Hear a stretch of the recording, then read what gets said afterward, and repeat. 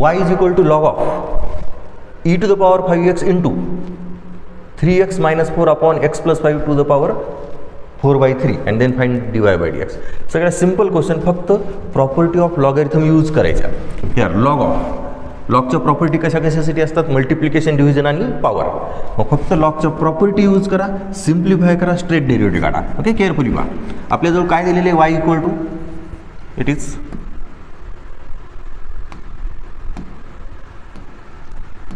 here y equal to log of e to the power 5x into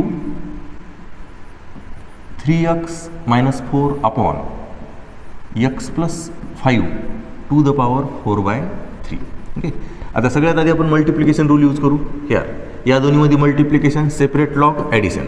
here log of e to the power 5x plus log of 3x minus 4 upon x plus 5 to the power 4/3. Okay, then आता power पुढे घेऊ.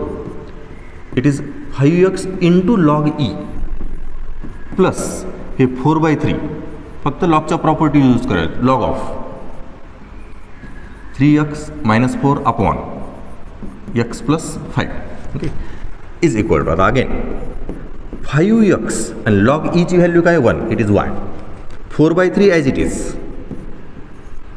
And then इथं परत लॉगची property, division rule.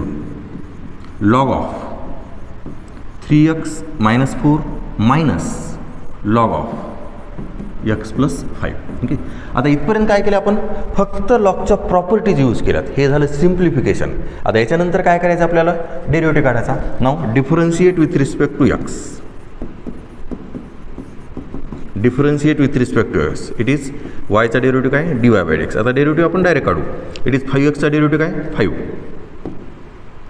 5xचा derivative 5 plus हे 4/3.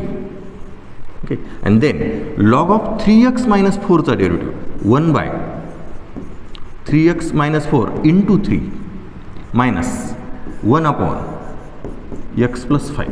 Okay, now आता याला फक्त 5 प्लस आता 4/3, याला 4/3 न मल्टिप्लाय करू.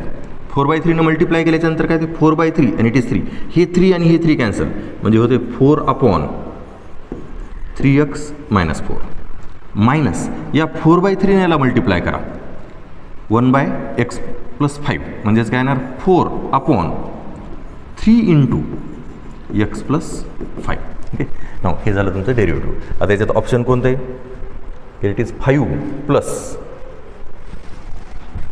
4 upon, it is option A. Okay, carefully पहा, ऑप्शन ए. Okay, now